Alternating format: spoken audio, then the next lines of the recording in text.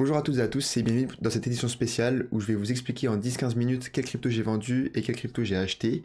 Je vais également vous les présenter, je vais vous présenter les fondas des projets et les graphiques de chacune de ces crypto-monnaies pour vous expliquer pourquoi c'est un bon point d'entrée selon moi et pourquoi celles que j'ai vendues étaient des bons points de sortie également, puisque j'ai vendu deux positions à 5 chiffres tout simplement.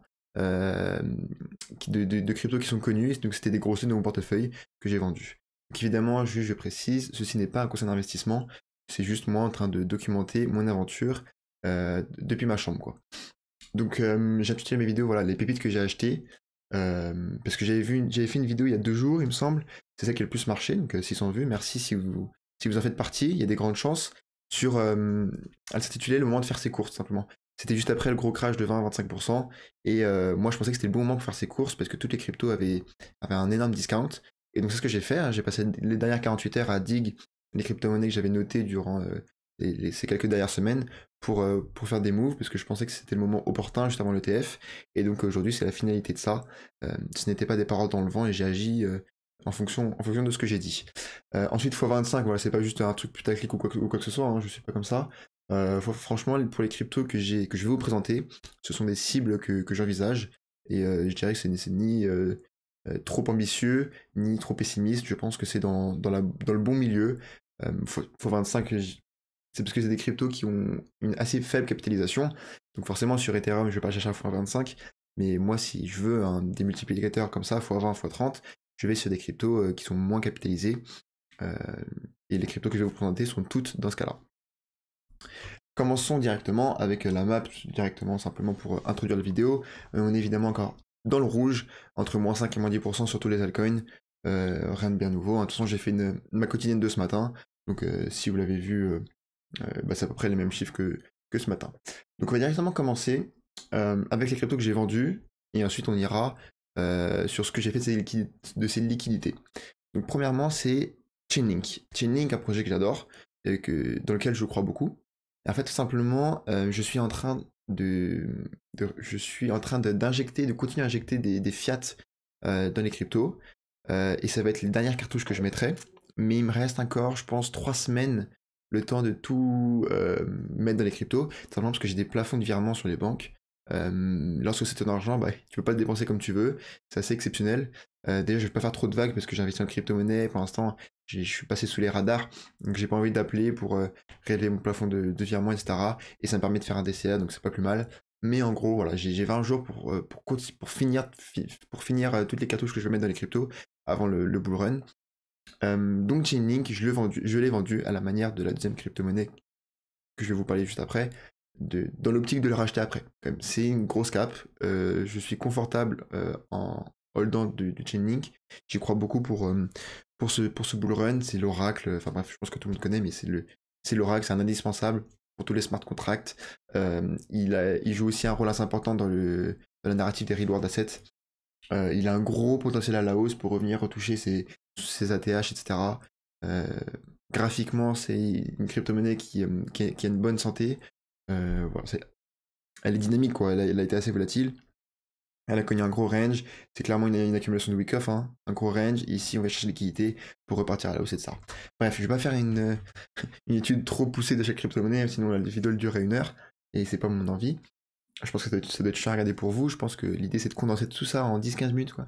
Comme ça, si vous travaillez, j'ai pas le temps de passer comme moi 3-4 heures à faire tous mes trucs là, et ben en 15 minutes, que vous sachiez à peu près comme moi j'en sais au bout de 4 heures, ça devrait le principe. Donc Chainlink, simplement, pourquoi est-ce que je le vends? Parce que j'avais besoin de liquidité. Si j'avais pas eu besoin de liquidité, je n'aurais pas vendu ce projet, parce que je ne suis pas un trader, il faut savoir qui on est. Je suis un investisseur, et j'ai conscience que ce que je fais, vendre un projet pour acheter un autre, etc., en fonction d'analyse graphique, je sais que c'est dangereux. Voilà. Mais je le vends parce que j'ai besoin de liquidité, et j'ai besoin de réattribuer mon portefeuille, sinon je ne l'aurais pas vendu.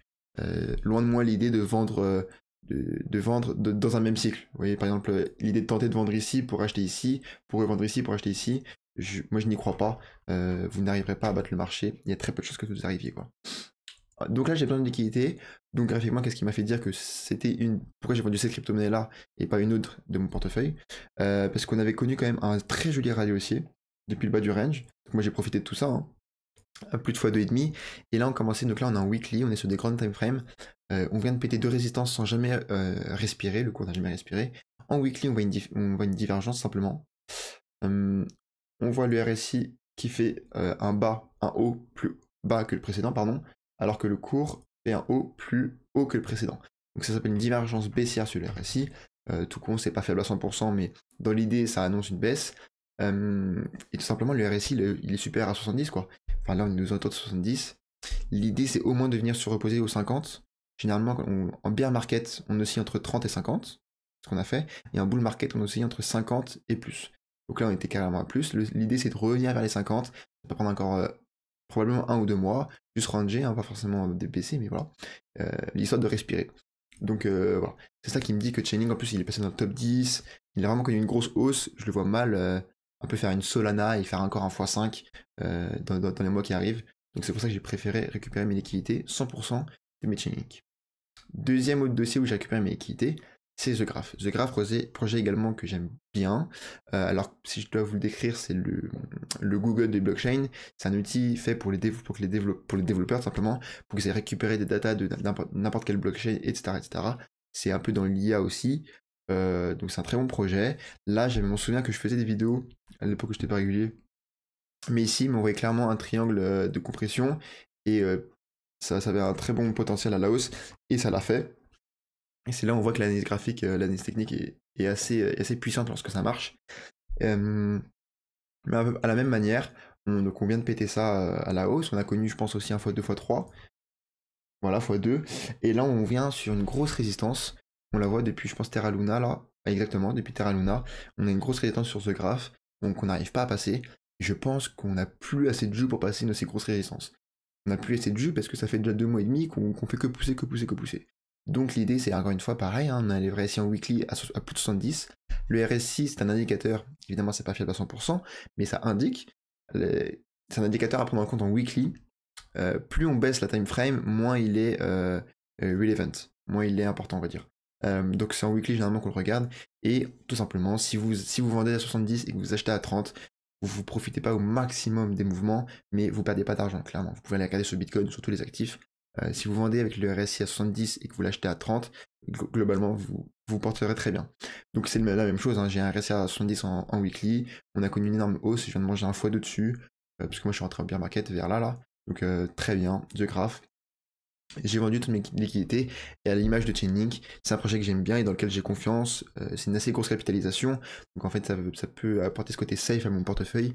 C'est un projet auquel j'aspire racheter. Je vais en racheter, par exemple avec durant le prochain mois où je vais rentrer mes liquidités, comme je vous l'ai dit là, selon mon plafond de virement, je peux re-DCA ma position sur ces dossiers-là qui me constitueront mes lignes un peu plus safe. Voici pour les cryptos que j'ai vendus. Oh, putain, je vais vous faire une vidéo complète, comme ça, si ça vous intéresse, bah, vous aurez plein de détails, et sinon, bah, vous en êtes déjà plus sur la vidéo. Prochain, mais ça c'est mérite une vidéo complète quand même, mais c'est Veracity que je compte vendre. Veracity, c'est pas pareil, j'ai une plus grosse position. Par exemple, Chainlink, c'est un tiers de ma position de Veracity. Veracity, c'est une grosse position, où je vais vendre 75% de tout mon bag, pour plein de raisons. Je pense que je vais faire une vidéo dessus, c'est super important, je pense. Et parce que l'histoire, elle est sympa, et je pense que ça mérite une vidéo. Donc, voilà, juste je vous en informe. Mais en gros, pourquoi? Parce que c'était ma première pépite, Veracity. Je veux dire, pas amoureux, mais voilà, c'est la première crypto sur laquelle j'ai eu un gros coup de cœur, on dirait après Bitcoin, lorsque j'ai découvert les cryptos. Jusqu'à ce que je découvre Tao, en fait, bah moi, mon gros coup de cœur, c'était Veracity. Et donc ça fait 1 an que voilà, c'était comme ça. Et là, vraiment, en fait, j'accepte ma défaite. Et je pense que c'est une qualité en tant qu'investisseur. Et je vais vendre 75% de mon bag, alors que avant, je pu mettre Veracity en bio Twitter, par exemple. Donc voilà, ça mérite une vidéo. Je pense que c'est intéressant d'avoir une réflexion là-dessus. Mais l'erreur, évidemment, c'est chiant. Ça m'avait fait la même chose avec mes EGLD. C'est qu'il y a un lock, parce que je l'ai staké. Donc là, c'est 3 jours. Et EGLD, c'était 10 jours. Donc j'ai pas mes liquidités avant 3 jours. Plus que 2 maintenant, mais voilà, vous avez compris l'idée. Donc voilà pour les cryptos que je vais vendre ou que j'ai vendu. Maintenant, qu'est-ce que j'ai fait avec ces liquidités-là? Qu'est-ce que j'ai acheté et quels sont les projets? Je vais vous les présenter et vous les décrire rapidement, parce qu'on est déjà à 10 minutes. Encore une fois, l'idée c'est de tenir entre 10 et 20 minutes. Bon. Le projet c'est Zephyr, Zephyr USDT. Graphiquement, voilà, bah on le voit tout de suite, hein. C'est un red flag. Donc un red flag, c'est quoi la caractéristique, pardon, c'est une grosse impulsion haussière, soit un range, on va dire comme ça, et ensuite rebelote, ou soit un peu comme ça, descendant, et on fait la même chose, un red flag, on vient pullback ici, et on part à la hausse. En gros, c'est ça, un pull flag. Vous pouvez regarder sur internet, je voulais vous le montrer, mais j'ai oublié. Mais en gros, c'est ça. Donc là, on vient de faire une énorme jambe haussière. On est en train de faire tout notre flag, là, assez long, et on est en train de le breakout à la hausse. Donc là, le graphique me parle. Et en plus aussi, le fondamental de Zephyr, c'est quoi? C'est, alors faut pas être, faut pas avoir des syndromes post, je sais plus comment on appelle ça, PDSD, je sais plus combien, je sais plus quoi, mais ça fait penser un peu à Luna, ça fait un peu peur, mais bon, c'est pas grave, faut s'accrocher. Zephyr, le principe, c'est simplement un fork de Monero. Donc Monero, son point fort, c'est l'anonymat, voilà, la privacy. Désolé pour l'anglicisme, mais voilà. Et Zephyr, c'est un fork de ce Monero pour des stablecoins. Donc c'est un protocole de stablecoin qui est sur collatéralisé et qui favorise de dingue la privacy.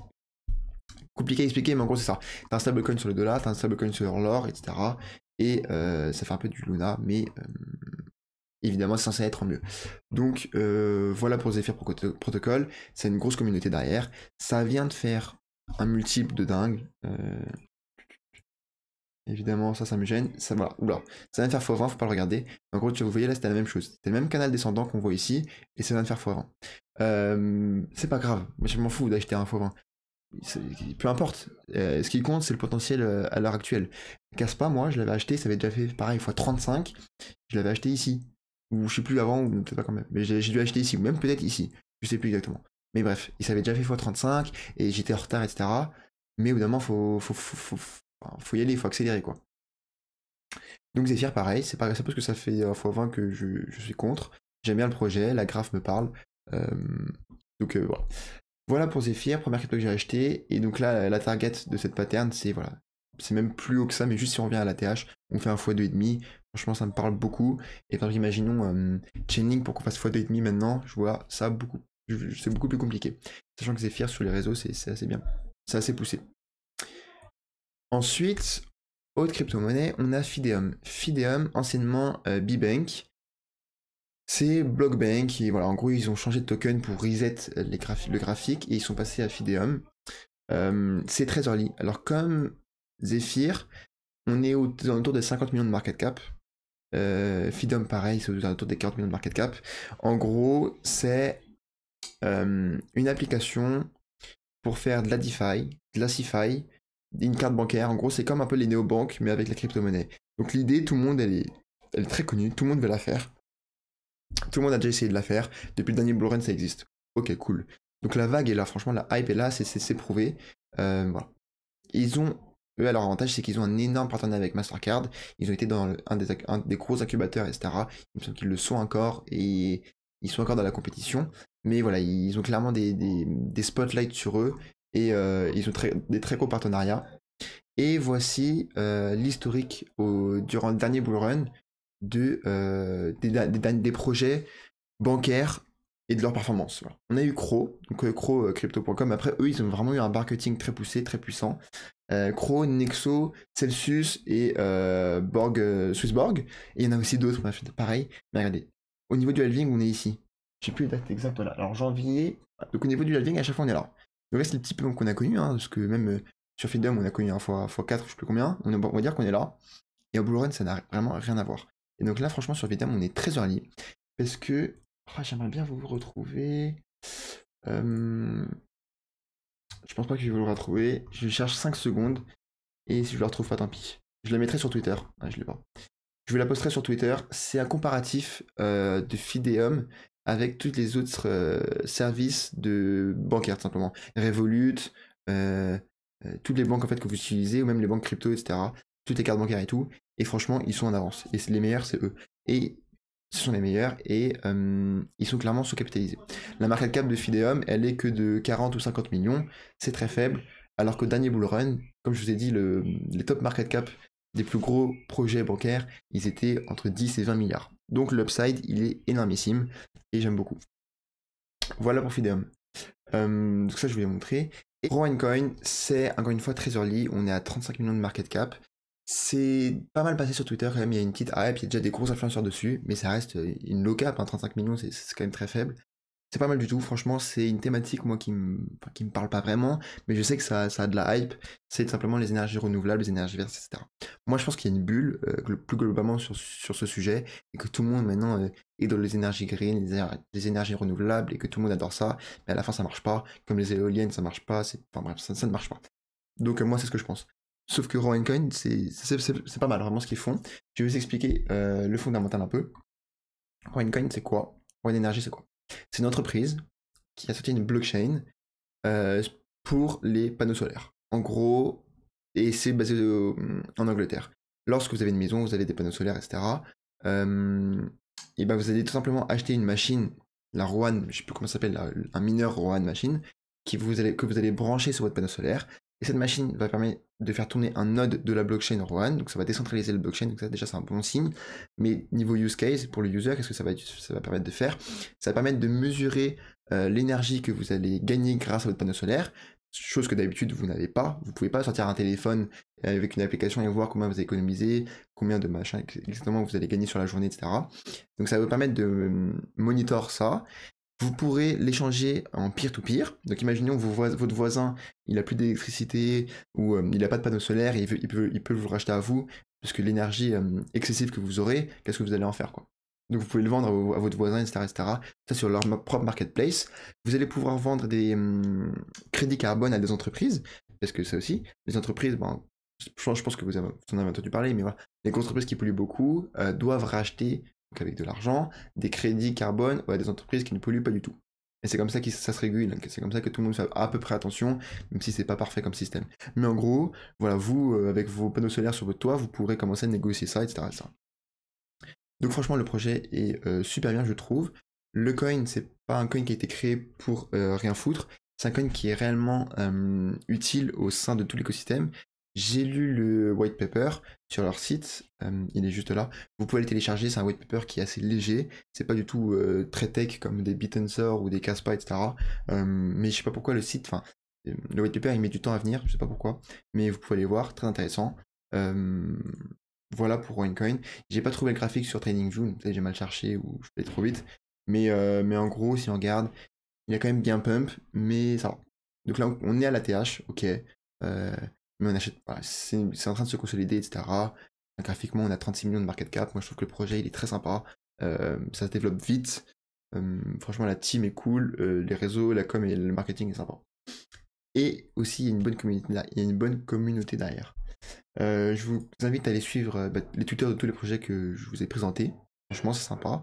Et Rowan Energy, pareil. Vu que je vous ai pas montré le graphe, je vous ai mis le Twitter là. Du coup, voilà pour les cryptos que j'ai achetés avec toutes ces liquidités. J'espère que vous avez appris des choses.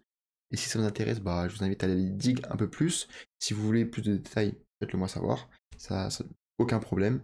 Et je pourrais rentrer plus en détail. Et écoutez, merci beaucoup. Je vous dis à demain pour la quotidienne. Excellente journée. Ciao, ciao.